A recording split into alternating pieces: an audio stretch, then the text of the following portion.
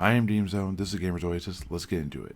Okay, guys. So we have a new Time magazine with a special edition. I'm going to show it to you guys in just 1 second. I wanted to go ahead and talk about what's inside it. My wife ended up buying this for me. Super appreciative of that. I'm still fighting this voice thing, so we'll get through this thing. All right. So as you can see here, I move my microphone just a little bit. Reorientate myself. This is set up a little bit with how I would do my solo games, as you can see. And I've actually have my camera rotated 90 degrees, which I kind of like more. I'm going to probably do something more like this moving forward. So let me go ahead and get this set up so I can go ahead and get into this. Now, I've not opened this book. I've seen a little bit about that much of this inside cover, and I'm pretty sure I have this miniature. I do, and I actually have it right over here. I either have this miniature or I have something very, very close to it. So this is one of the very close. I think this might be the size bigger than the one I have. I'm going to be very careful of this because I do plan to keep this book for basically ever. If you're going to grab the attention of Dungeon Dragon players, I appreciate the fact they went with miniatures. I appreciate the fact they went with something very representative. Quickly get into some 5e stuff. So this is one of the Xander's books. I don't have many of the 5e books, but I have some. I think I may actually have this one. This might be the Volo's Guide. I think that's the one I have. Now, what's interesting about this is the first time I saw this beholder was in the City of Splendor box set, which I have. I'll break into it whenever I get into my AD&D second edition, where it's talking about Waterdeep. This is from there's a storm something or other. Saw this be a pretty good solo dungeon when I got the 5e stuff. This was a module I was kind of looking at, if I'm not mistaken. So far, the art is really good. Got a nice reference to Tolkien. Now, I plan to go through and read this and actually have more to say about this, and I'll probably make reference to this. This is just kind of the flip through.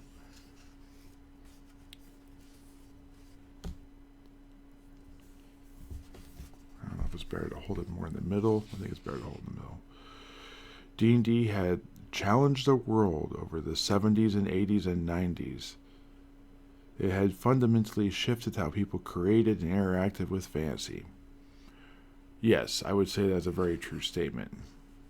Some people say that the very first playtesting of Dungeons & Dragons came out in 1971 with like a mixture of like Strategio in whatever it was and diplomacy and a small-time local game to the Twin City areas called Brownstein, which kind of developed out from there, and a board game called Dungeon, all mixed in with Dave Artison's Blackmore, kind of was the thing. And that was late 60s or early 70s, but really didn't wrap up until early 70s. I don't know what that's from. Pretty cool. I have a bunch of these tile sets too.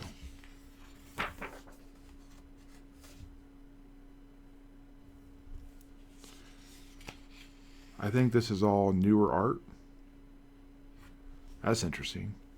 So there's a person falling, which means it just happened, who's been turned to stone. So one of those eyes is a flesh to stone eye. Okay. You go into Origins.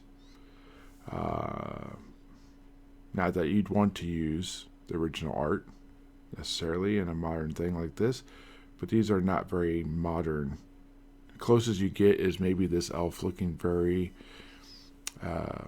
Rings of Power, I guess.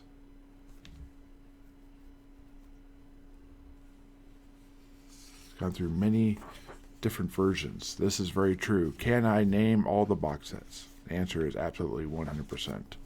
Okay, so this one here is the Immortal from the Big Me series.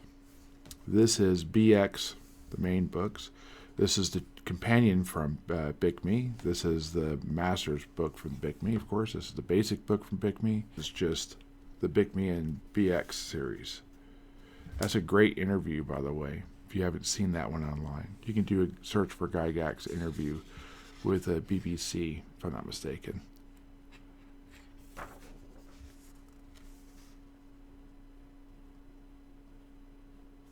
That looks like 3rd edition art there.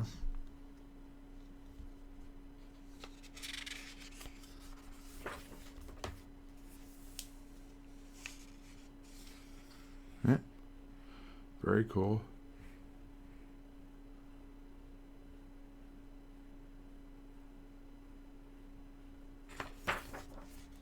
Running D&D for kids. I like the dungeon delving art. This guy has a high magic theme. I don't know what that would be. Alright.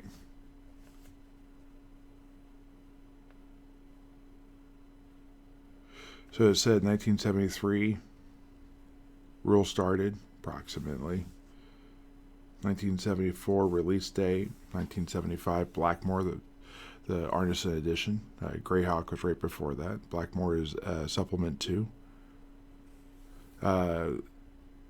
So you had the psionic mines. I'm not mistaken, mind flares were released in Strategic Review 3 or 4, and they were further talked about in the Eldritch Wizardry, which they will not post that cover on here because it is considered inappropriate. Then you have your AD&D stuff. Now, interestingly, these were not the books that were released in 1977. In 1977, they had an orange backing, not this second release of the first edition books. And they were not as of, they were different covers art. This is the original one, but you can't see the orange on it, if I'm not mistaken. So, this is a great book here. The World of Greyhawk. This one had a lot of detail, and the maps in it are insane. You got Dragonlance in 1984, 83. You have the TV show, Dungeons & Dragons. Lankmar, basically based off of some books. 1989, you have 2nd edition. That's when I started playing. 1990, you had Spelljammer. Spelljammer didn't click with me back then.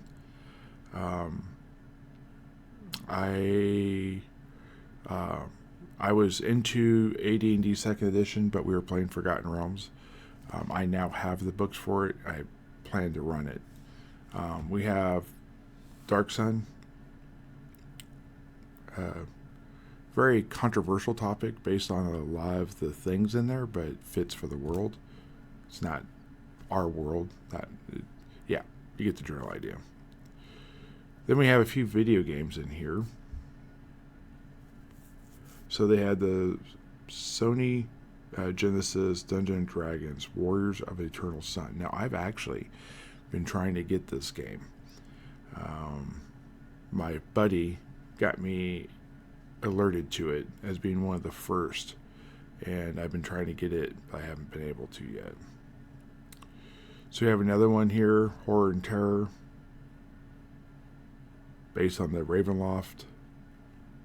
That's cool. I don't know that one. I have to learn about these. later 90s, I know a lot about those video games.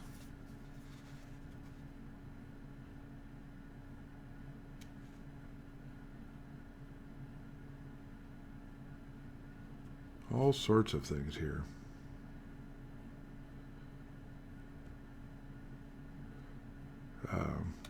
These early Dungeons & Dragons movies were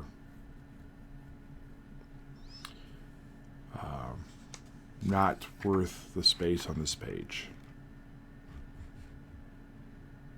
If you notice, it's kind of jumping here quickly from like 1998 to 2014. I don't know why that is. There was so much stuff that came out between here and here. It's insane. For example, they completely skipped 4th edition. 3rd edition had more books released in it than in any edition ever before or since.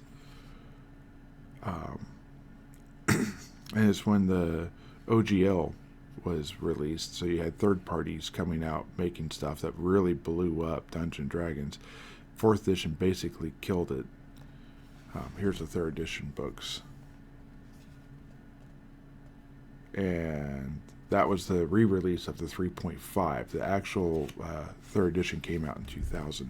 That was the year I went to Gen Con. Eberron was our first contest game world that was made, and it was kind of, some people say selected because the guy had wrote books on it, so it already had prefabricated books for the game.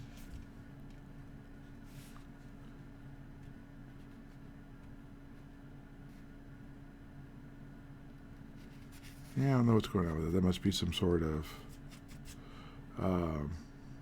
D&D Beyond thing. I've never had a subscription with them, so I don't know. Stranger Things, definitely a big boost. Cool. New Baldur's Gate. That's the 3rd one, which is technically a little bit of a misstatement because it's the 3rd engine, but each of the first and especially the 2nd, there was multiple versions of that came out with different things, goals, shall we say.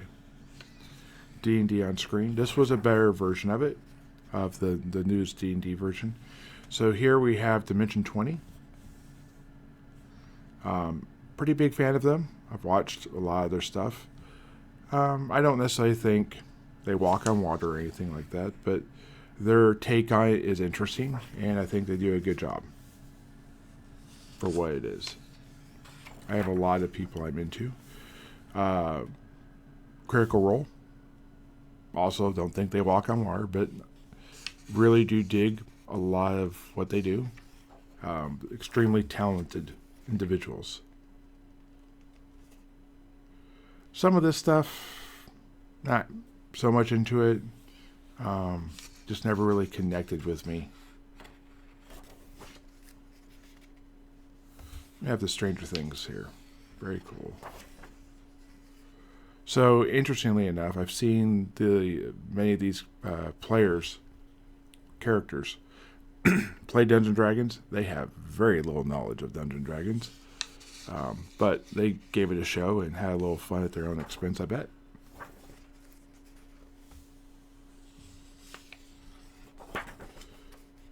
Who is Vecna? The biggest villain by name that people recognize. Mostly because of the show, but at the same time, they were doing this crossover where they had a lot of Vecna coming up big in new books. They had the Vecna books coming out and all that type of stuff. So, very good. I've liked this particular actor and most of the things she's ever been in, all the way back to Avatar and I want to say Resident Evil 1. I thought she did a pretty good job. But this was their best D&D movie.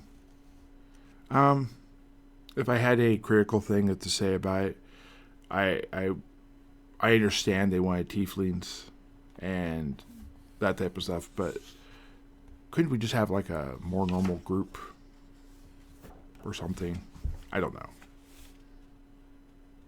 And you can't actually do what she did in the movie as a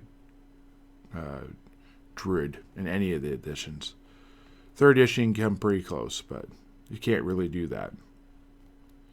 The closest I could equate anything like that is if you were high enough power in a Vampire the Masquerade and you were like 5th gen, you could do a transition to a transition because you had enough blood to spend.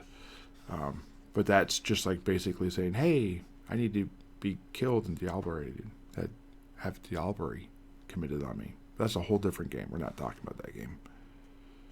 I thought he did a pretty interesting job. His character was not as straightforward as initially seemed. Modern Ventures. Okay. Yeah, lots of new crazy stuff with dice. I don't know how I feel. I've heard there's some stuff they're doing where they are making a mechanical electronic, and they can have lots of digital dice. The closest thing I've got to new dice is oversized dice for my solo game, because dice this size are hard to read on camera. But that's a whole different thing. I don't need any more dice, probably. I have too many. Don't like the invisible dice. I do like the oddly shaped dice, and I probably will do that just because they're easier to read again on camera. I like this particular YouTuber. She has a lot of really good videos.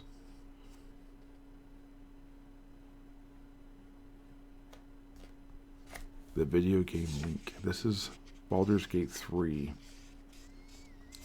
You got your Cathanki over here. You got your mage, your cleric. I don't know what that guy is. But no, I think that's the mage, and this is, I don't know. I haven't played enough of it.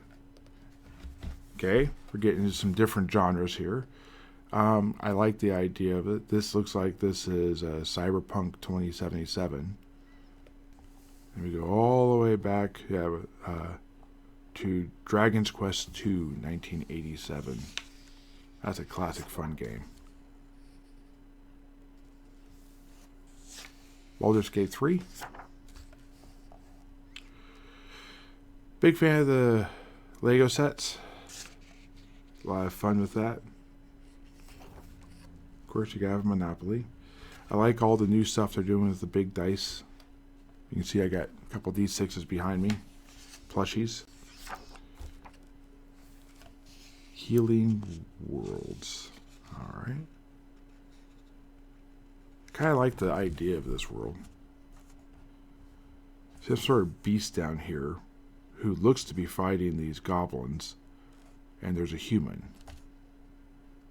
So I don't know. No, I think that's half a beast. I think that guy got cut in half by that human.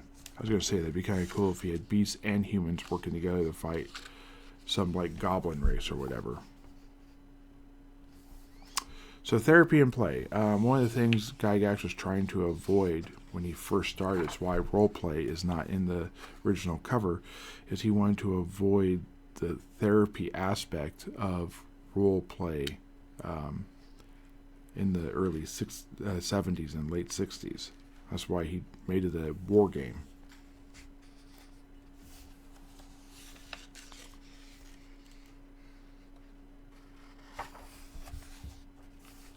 Yep, looks like we're coming to the end. Ooh, a gelatinous cube.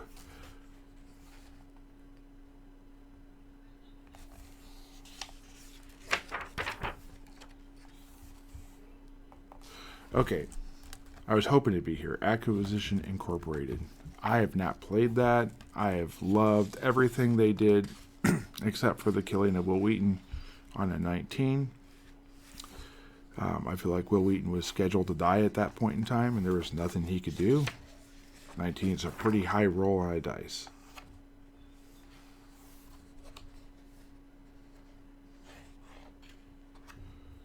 Very cool. Okay, guys, so I'm going to go ahead, look into this book some more, probably do some follow-up and reaction to articles. If that's something you want to see, let me know in the comments down below. Let me know what specific ones I should be maybe looking at. Realize I am a bit of a grognard. I am an old school player. I started playing in 1989. So I've been playing BX now for about 3.5 years. Been looking big into the Big Me series of books. They're very similar. One came out in 81, was not continued, and they came back out in 83. Same concept. They just advanced it farther. I don't necessarily feel like either are perfect, but I feel like both are good, and I feel like that they could make a much better version. When I get into those videos, I'll probably talk about why I think that. But so if there's anything in here that you've read or would like to know more about, or you saw an article and you want me to kind of give you my thoughts on it, let me know in the comments down below, and I will for sure probably try and get a video out for it. I feel like there's several videos in here I want to do. So, all right, guys. Well, thank you. I hope you guys had a good day, and I'll see you guys next video. Bye.